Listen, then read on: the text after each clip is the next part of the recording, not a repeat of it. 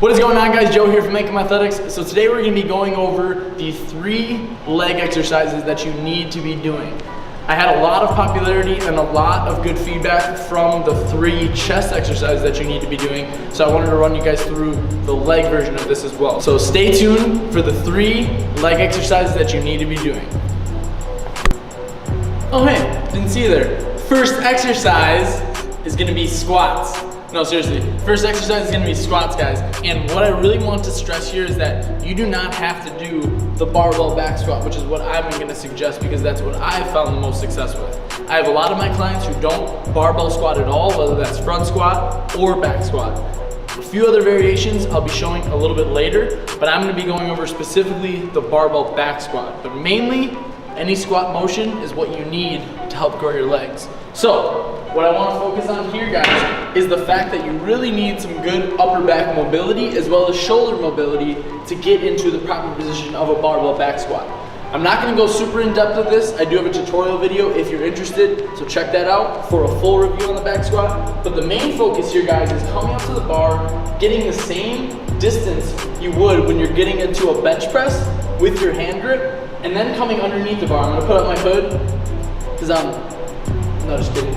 You're gonna have to cut this part. So after you find your hand grip of about the same width you would for barbell bench, you're gonna come underneath the bar, bringing your feet underneath as well, not putting your back at risk.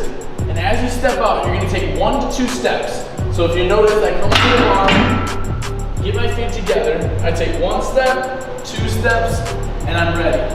You're gonna be about shoulder width to hip width based on preference. You can determine that, and from here you're going to focus on keeping your elbows underneath, keeping your shoulders retracted, which is going to allow you to maintain a neutral spine and an upright torso throughout the movement.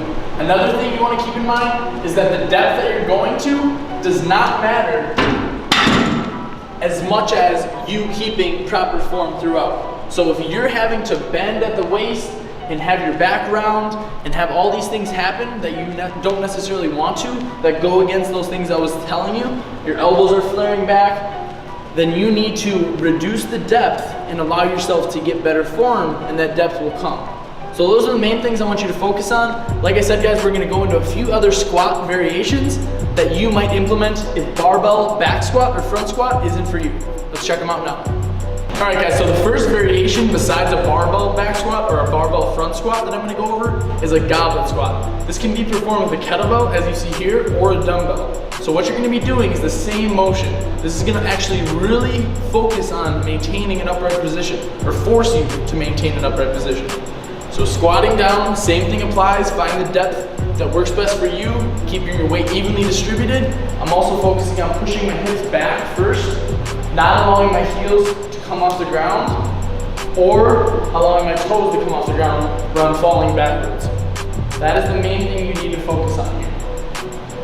The downsides of this movement are you're not able to actually load the weight as much as you would on a barbell back squat or front squat. So as you start to progress, you do want to eventually make your way to the barbell. Don't be afraid of the barbell, but this is a good way to start out and also use as an accessory movement. Alright, guys, so the second movement that you want to be doing to effectively grow your legs is going to be a hip hinge variation, specifically a Romanian deadlift or a stiff leg deadlift. This case, it's going to be more of a Romanian deadlift. So as the name says, you really want to focus on keeping your legs as stiff as possible, but in the Romanian deadlift case, your knees not locked out. So as stiff as you can without locking your knees out. So as you can see, I'm starting with about a hip width stance as well. And this is going to force me to keep my knees locked the whole time in the same position. So they're not locked out as you see here, but they're just before lockout. As you can see also, the bar is resting right on my thighs. I'm keeping my shoulders retracted, and I'm actually going to slide the bar as I push my hips back towards the wall behind me, like I'm trying to push my butt into the wall. I'm going to actually keep the bar right in contact with my thighs. And as I'm doing this, I'm keeping my back flat, and I'm allowing my hamstrings to stretch. Your hamstrings are the back of your legs. And then at the top, on the way up, after I feel a full stretch, I'm squeezing my glutes. So I'm not going down super far where I'm rounding my back, just to my shins, guys. So just getting that good stretch, keeping my back flat, squeezing squeezing up at the top. I'm also not looking up with my head, extending my neck too far. I'm finding the focal point in front of me, extending, letting the hammy stretch, squeezing out at the top. Barbell Romanian deadlifts is what I would start out with, but you can also do a dumbbell variation, which you'll be seeing over the top of the screen right now.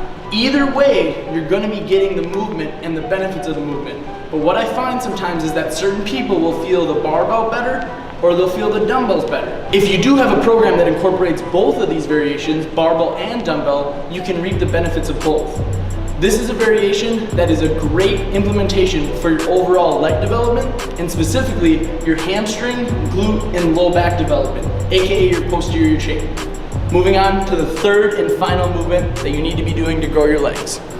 All right guys, so the third and final movement that we're gonna be going over to effectively grow your legs is going to be a walking lunge. This is a great movement to effectively hit the legs individually. We really need to focus on individualizing each leg one at a time with a specific movement. And this is one of my favorite variations. You could also do a split squat or any other single leg variation to help you hit each leg individually, but this happens to be my personal favorite and what I have seen the most growth with. So, when you focus on each leg individually, it allows you to focus the symmetry of each leg in one leg at a time, where you're not having one dominant side overly developed compared to the other. So, with forward walking lunges, you can either use dumbbells, or you can use kettlebells as I'm using here, or you can do variations where you're just using your body weight only towards the end of your workout. All right guys, so when it comes to the walking lunges, you really want to focus on a few things here.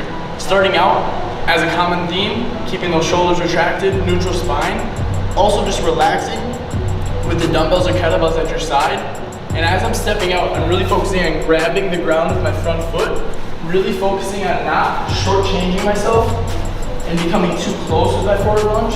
I really want to extend out and get a good stretch. So that front foot should be planted fully and your weight evenly distributed. And I'm also coming together as you're seeing in between each rep to really ensure the effectiveness of each individual rep, and I'm not overly speeding up each rep, which happens quite often with forward lunges for people. So slow things down, take a step in between, grab the ground with your foot, and focus on those main tips. So, if you only did these three exercises, you can effectively grow your legs. Think about it this way. These are the most bang for your buck exercises. Leg extensions, leg curls, things that isolate the quads and the hamstrings will definitely have their place in your training. But at the same time, if you stick to these things progressively, overloading consistently over years, and you compound those years and that time, those reps, you will consistently see growth in your legs. Now, like I said, there's obviously details in between that can definitely enhance the growth that your legs are having, especially based on each individual. But these main exercises are what I've seen the most personal growth with in myself, as well as with my clients. So if you guys like this video, make sure to leave a comment below letting me know what body part you'd like to see me covering next. And also make sure to like the video, subscribe to my channel, and turn on the notification bells to make sure you don't miss any of the videos going forward. If you guys have any questions for me, my email is down below. And also check out my website if you guys have any questions about my coaching services. Thank you guys for watching if you're still watching, and I will talk to you guys in the next one. Peace out.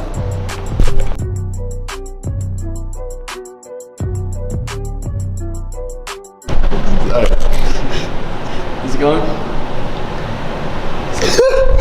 Come on. Dude, this got me. It got me. It was so Put chill. that in at the end. Yeah, go ahead. Start the video like, oh hey, didn't see you there.